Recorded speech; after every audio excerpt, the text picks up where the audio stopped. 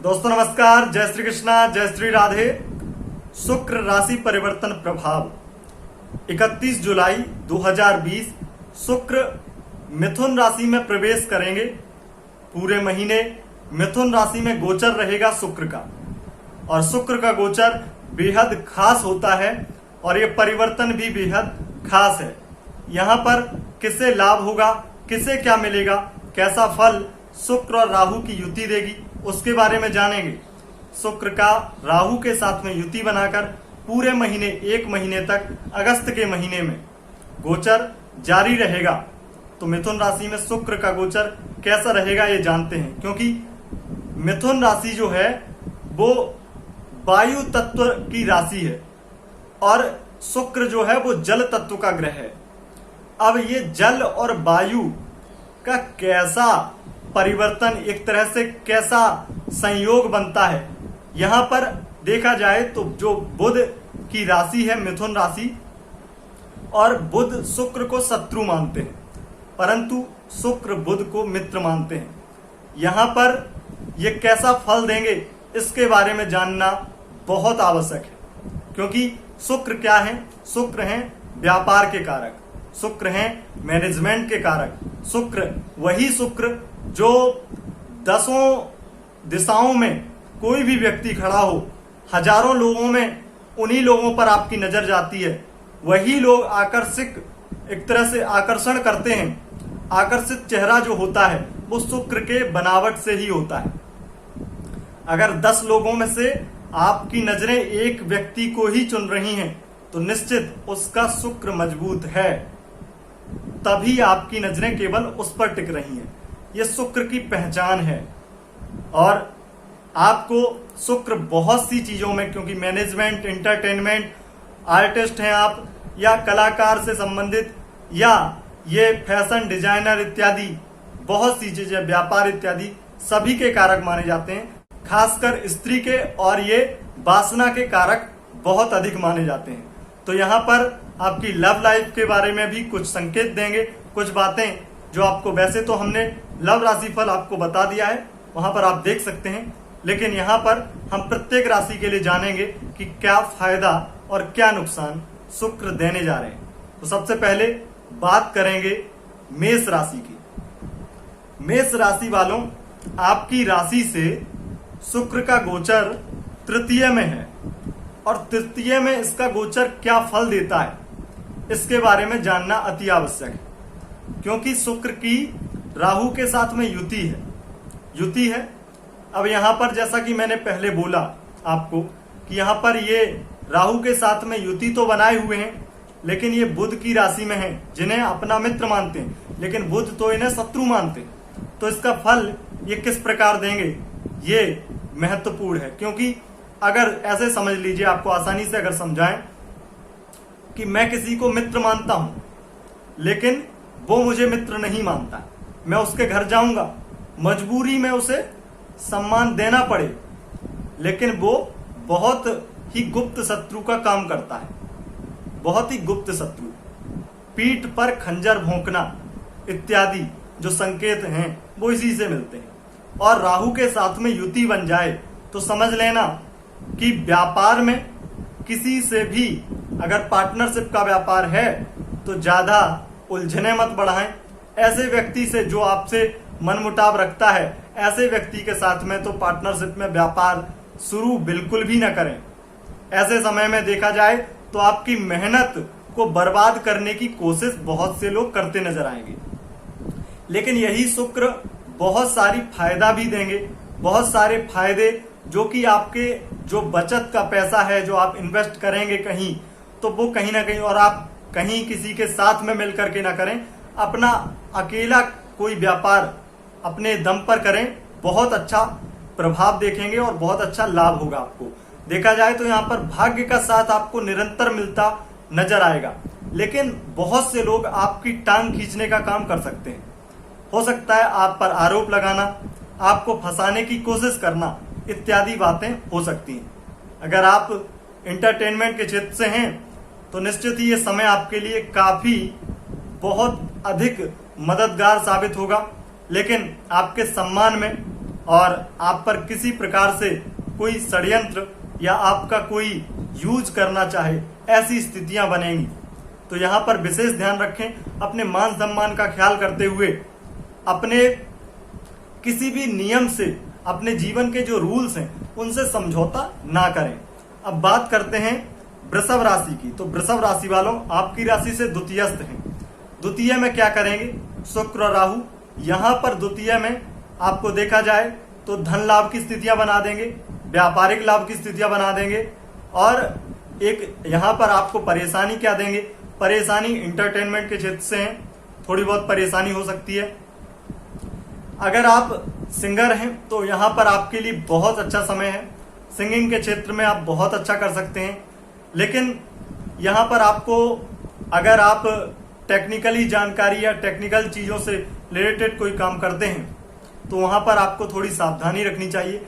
जल्दबाजी में कोई कार्य नहीं करना चाहिए, नहीं तो हो सकता है हैकिंग इत्यादि से आप परेशान हो जाएं, किसी प्रकार का आपका कोई हैकर नुकसान कर दे, ऐसी स्थितियां भी बनती नजर आएंगी। साथ ही दोस्तों, यहाँ पर देखा जाए तो आपके प्रति कोई, अगर आप पुरुष हैं तो स्त्री के षड्यंत्र हो सकते हैं।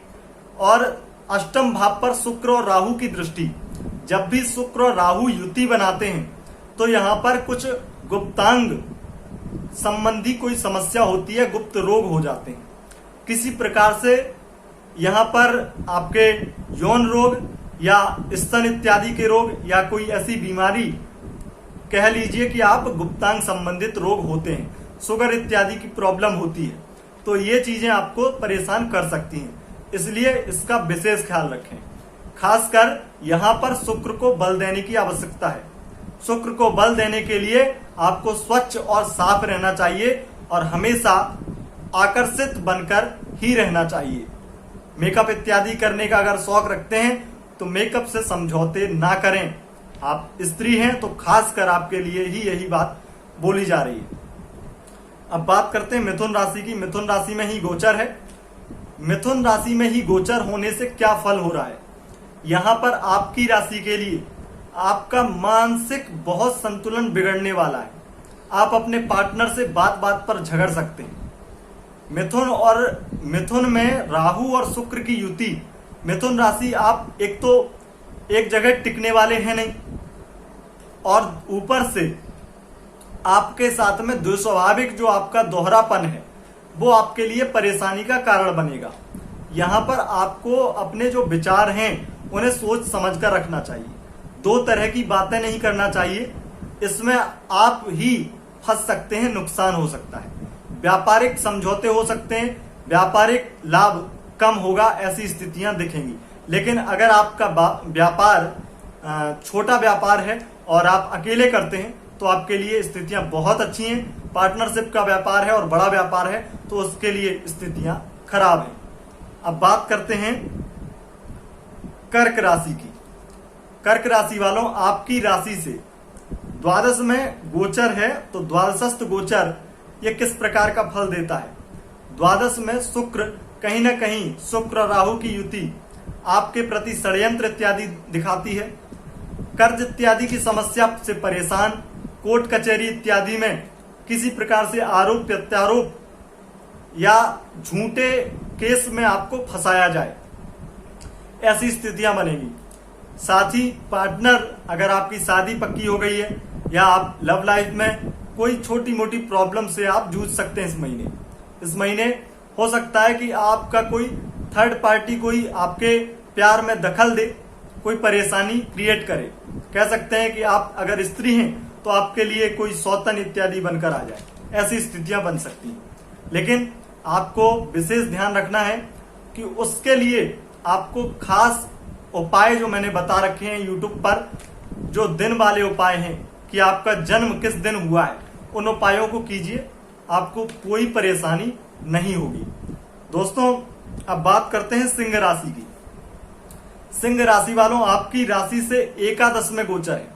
एकादशस्थ गोचर क्या करता है? एकादश में गोचर आपके लिए प्रेम इत्यादि तो बढ़ा देता है, आपके लिए धन लाभ की स्थितियां बढ़ा देता है, व्यापारिक लाभ होगा आपको, और हर प्रकार से आप इंटरटेनमेंट के क्षेत्र में हैं या आप ब्यूटी पार्लर इत्यादि मेकअप आर्टिस्ट, किसी प्रकार से भी ये चीजें आप करते हैं या आप स्त्री हैं और जॉब इत्यादि करती हैं, तो इसमें आपको बहुत अधिक लाभ होगा। लेकिन अपने संतान का यानी कि अपने गर्भ का, आप अगर गर्भवती हैं वहां पर विशेष सावधान रहना चाहिए, विशेष ध्यान देना चाहिए। और यहां पर यह भी देखना चाहिए अपने पार्टनर से किसी प्रकार से आप अगर शक करती हैं तो ये स्थितियां तो खराब हैं ही, वो शक करने के लायक भी होगा। ऐसी स्थितियां भी बनेंगी कि वो हो सकता है कि ऐसी स्थितियां बने और आप मजबूर हो जाएं शक करने पर, या उससे कोई गलतियां भी हों। लेकिन शुक्र और राहु की युति ये भी ब्रेकअप को दर्शाती है। पंचम भाव प्रेम का भाव है, तो यहाँ पर हो सकता है कि आपको प्रेम में कहीं ना कहीं धोखा इत्यादि मिल सके।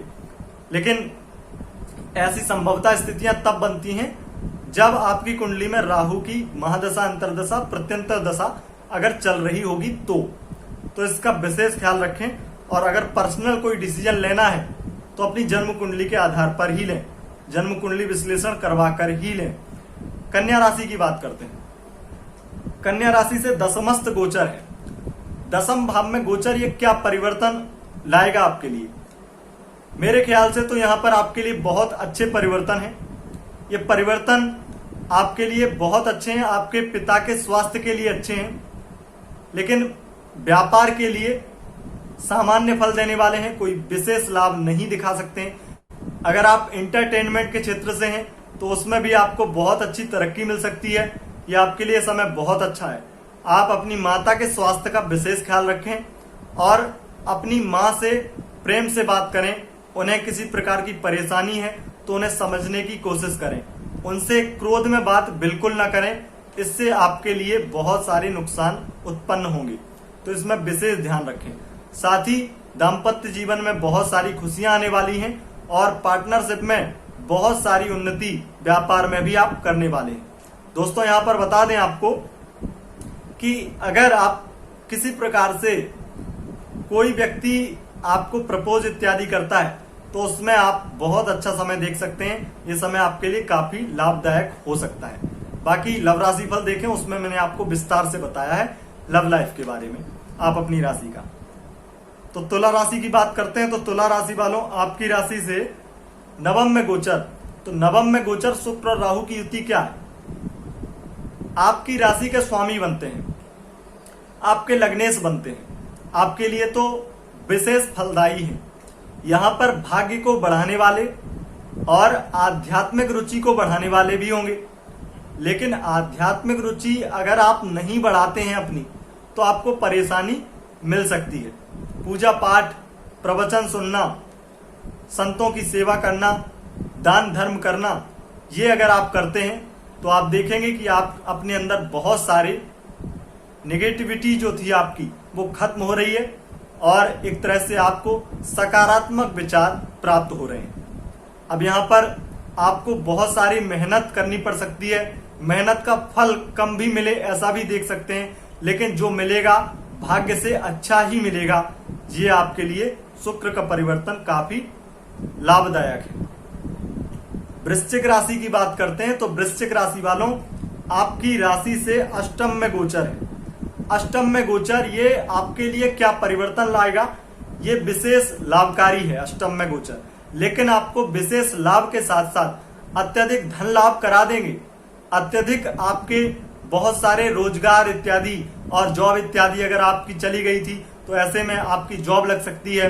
अचानक से आपको बहुत सारे लाभ के संकेत मिल सकते हैं। अचानक से हर प्रकार से लाभ होगा, लेकिन कहीं ना कहीं अफेयर इत्यादि में नुकसान। अफेयर का नुकसान कैसा होगा? अफेयर की आपकी जो प्रॉब्लम है वो कहीं ना कहीं गुप्त रोगों को दर्शाती है। अगर यौन रोग किसी प्रकार से है तो यहां पर आपको विशेष संकेत यही देना चाहूंगा कि भोग में अति मत करना। अगर आप भोग विलास में, काम वासना में अधिक डूब जाते हैं तो इसमें आपको एकदम बहुत सारी परेशानियां और यौन रोग का सामना करना पड़ सकता है। दोस्तों, अब बात करते हैं धनु राशि की। धनु राशि से सप्तम में शुक्र राहु की युति बनेगी। शुक्र का गोचर सप्तम में बहुत अच्छा माना जाता है और दाम्पत्य जीवन के लिए तो सर्वश्रेष्ठ माना जाता है। पार्टनरशिप के व्यापार के लिए भी सर्वश्रेष्ठ माना जाता है।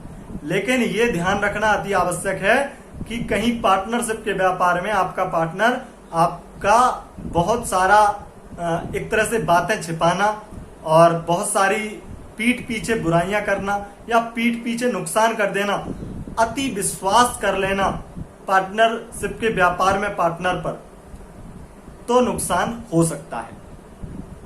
यहां पर आपके लिए मानसिक अशांति उत्पन्न हो सकती है। पार्टनरशिप में भी अगर आप बात करें यहां पर मैरिड लाइफ की, तो मैरिड लाइफ में मतभेद की स्थितियां बन सकती हैं, शक की गुंजाइश अधिक हो सकती है, एक दूसरे पे शक करने की संभावनाएं बढ़ सकती हैं। अगर हम बात करें मकर राशि की, तो मकर राशि से षष्ठस्थ गोचर है छठे भाव में, और षष्ठस्थ गोचर क्या करेगा, यहां पर आपके लिए बहुत सारे लाभ भी देगा, बहुत सारी हानि भी। कर्ज इत्यादि की समस्या थी वो थोड़ी कम होती नजर आएगी, आपको थोड़ा रिलैक्स मिलेगा, जो काम का भार बोझ था वो कहीं ना कहीं कम होता नजर आएगा।